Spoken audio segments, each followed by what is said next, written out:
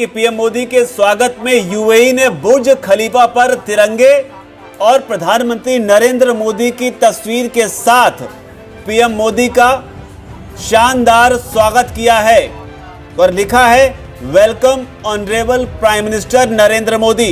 एक इस्लामिक देश है यूएई। बुर्ज खलीफा जो है वो इस वक्त welcome to honourable prime minister Narendra Modi की जो तस्वीरें वो चला रहा है, इंडिया का झंडा वहाँ पे चला रहा है। नॉर्मली ऐसे बड़ा कम होता है कि किसी मुल्क का जो वज़ीर आज़म जाए। एक तरफ तो आपको पता है कि भारत के वज़ीर आज़म जो हैं वो यूएई में इंडिया का मुस्तकबिल डिसाइड कर रहे हैं। यूएई में मोदी की गूंज सुनाई दे रही, क्योंकि जिस तरीके से वहां पे आओ भगत के लिए खुद पीएम मोदी को वहां पर रिसीव करने के लिए लोगों की मौजूदगी है। पीएम मोदी ने भी वहां के राष्ट्र प्रमुख के कंधे पर हाथ रखकर जिस तरीके से गर्मजोशी, उसका माशी कलाउट, उसकी डायस्पोरा का असर रसूख, वो सब कुछ बढ़ चुका है। तो वो इंडियन कलर आपको अमेरिकी पॉलिसी में झलकने लगा है। मतलब ऐसा हुआ कि उसमें ये पाकिस्तान को कहा गया है कि आप ये हरकतें छोड़ दें, जो आप एक्सपोर्ट कर रहे हैं टेररिज्म, उसको आप बंद करें। और उसमें इशारा दिया गया जो हमारी जहादी तंजीमें हैं।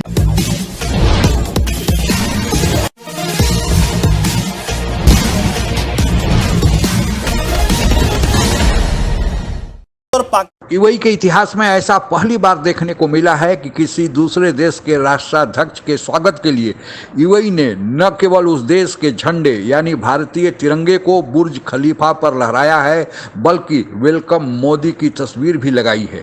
भारत के इस बढ़ते वर्चस्व की कहानी आइए सुनते हैं। पाकिस्तान के रिश्तों के लिहाज से अगर देखें इस दौरे के मायने, तो आपको याद दिला दें कि यूएई हमेशा से ही भारत और पाक के बीच संबंधों को बेहतर करने की वकालत करता रहा है, इसका हिमायती रहा है। लेकिन जब बात कश्मीर की आती है तो यूएई हमेशा इस पर बोलने से बचता है।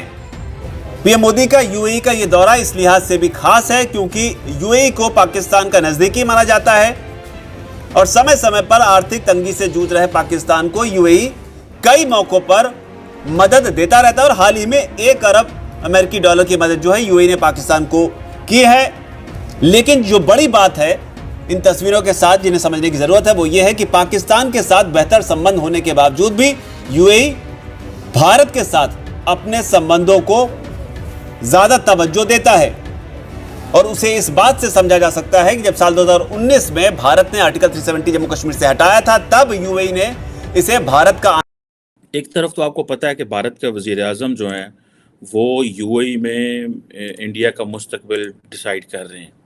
उन्हें कोई तरक्की नहीं करनी, हमने नहीं देखना कि मोहम्मद बिन ज़ायद जो है वो मोदी साहब के लिए क्या क्या पैकेजेस लेके आ रहे हैं।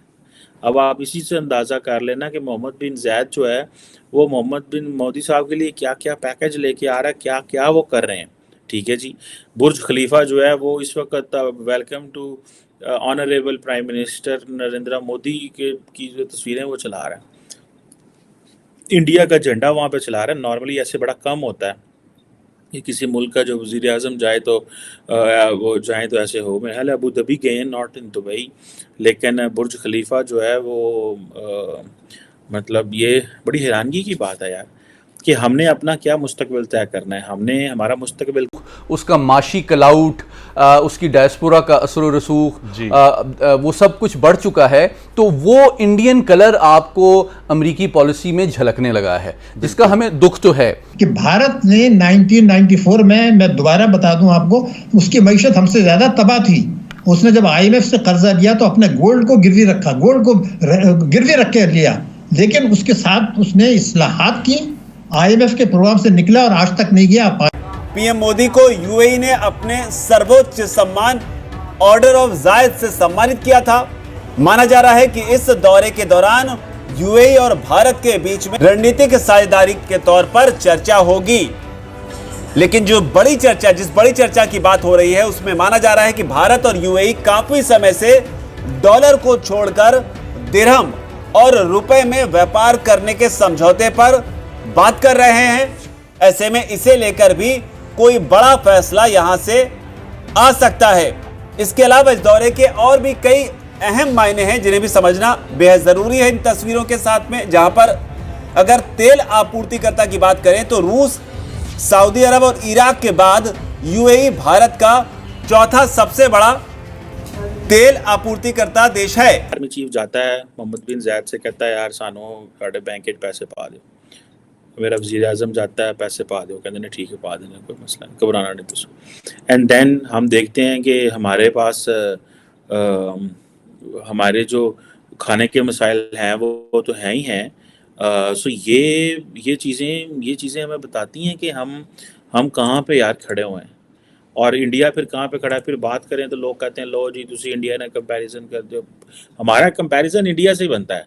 ये जो लोग कहते हैं ना इंडिया से कंपेयर, भाई इंडिया से क्या क्यों कंपैरिजन नहीं बनता? मैं भी, ये क्वेश्चन है ना। मतलब India is growing very fast, वो मुहावरा होता है ना, बाय लीप्स एंड बाउंड्स, इसमें कोई शक नहीं है। लेकिन वो हमारे साथ आज़ाद हुए, हम क्या, हमको ये सोमालिया नाल पाकिस्तान का कंपैरिजन तो नहीं होना, जारी बात है इंडिया से कंपैरिजन होना है। और हमने अभी तक we maintained that parity with India. मतलब ऐसा हुआ कि उसमें ये पाकिस्तान को कहा गया है कि आप ये हरकतें छोड़ दें, जो आप एक्सपोर्ट कर रहे हैं टेररिज्म, उसको आप बंद करें।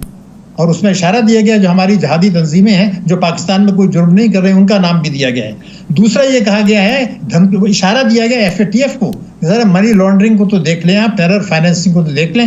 आपको याद होगा मैंने पिछले प्रोग्राम में कहा था कि 2024 में FATF जो है वो एक्टिव होगा पाकिस्तान के खिलाफ, कि जी आप तो खुद कह रहे हैं हम मनी लॉन्ड्रिंग कर रहे हैं, क्योंकि आप हुंडी हवाले के जरिए इंपोर्टर्स को। पहले इस्लामिक देशों के साथ पाकिस्तान के संबंध अच्छे रहे हैं और इसी अपने संबंधों का फायदा उठाकर भारत को उन इस्लामिक देशों के साथ अपने संबंध सुधारने में बड़ी मेहनत करनी पड़ती थी। यहाँ तक कि बहुत सारे देशों के साथ तो भारत के राजनयिक संबंध भी नहीं थे। लेकिन जब से प्रधानमंत्री मोदी ने अपना पदभार संभाला और लुक ईस्ट की पॉलिसी अपनाई, तब से पाकिस्तान ही हाशिए पर चला गया, दरकिनार हो गया और भारत का ही वर्चस्व इस्लामिक देशों में बढ़ गया। और यही कारण है कि जब भारत ने जम्मू कश्मीर का विशेष दर्जा समाप्त किया, तब पाकिस्तान ने बड़ी छटपटाहट की, बड़ी हाथ पाव मारने की कोशिश की, लेकिन इक्का दुक्का तुर्की और मलेशिया जैसे घटिया देशों को छोड़कर किसी ने भी पाकिस्तान का साथ नहीं दिया। और इसके पीछे न केवल भारत और इस्लामिक देशों के बढ़ते संबंधों का आधार है, बल्कि भारत ने उन देशों के साथ मिलकर जो व्यापार और ट्रेड की पॉलिसी शुरू की है, वही सबसे ज़्यादा कारगर हुआ है। क्योंकि इस्लामी देश ज़्यादातर धनी इस बात से हुए कि वहाँ पर तेल और गैस के भंडार मिल गए, लेकिन उन लोगों को पता है कि इस तेल और गैस का भंडार सीमित है और अगले आने वाले 20 से 30 सालों में अगर ये भंडार ख़त्म होते हैं तो फिर इन इस्लामी देशों का जो आज तेल और गैस के बल पर धनी बने हुए हैं उनका क्या होगा। और फिर उनके लिए भारत एक अच्छा डेस्टिनेशन मिला और भारत के साथ कारोबार शुरू किया।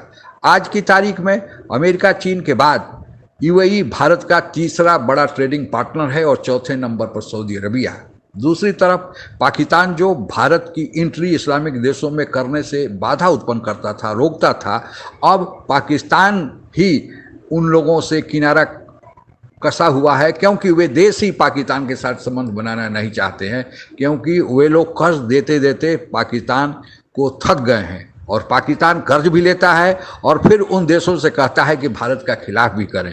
यह दोनों संभव नहीं था और आज यही कारण है कि अधिकतर मुस्लिम देशों ने न केवल प्रधानमंत्री मोदी को अपना सबसे हाईएस्ट सिविलियन अवार्ड दिया है, बल्कि वे हमेशा भारत के साथ संबंध बनाने में इच्छुक रहते हैं। और इसी मद्देनज़र में जो UAE ने प्रधानमंत्री मोदी को जो प्रोटोकॉल दिया है, यह उसी की जीती जागती तस्वीर है। आज के लिए बस इतना ही। जय हिंद। आप अगर हमसे जुड़ा रहना चाहते हैं तो कृपया मेरे चैनल को सब्सक्राइब करें तथा बेल आइकन भी दबा दें ताकि नई वीडियो की जानकारी तुरंत आप तक पहुंच जाए। धन्यवाद। जय हिंद।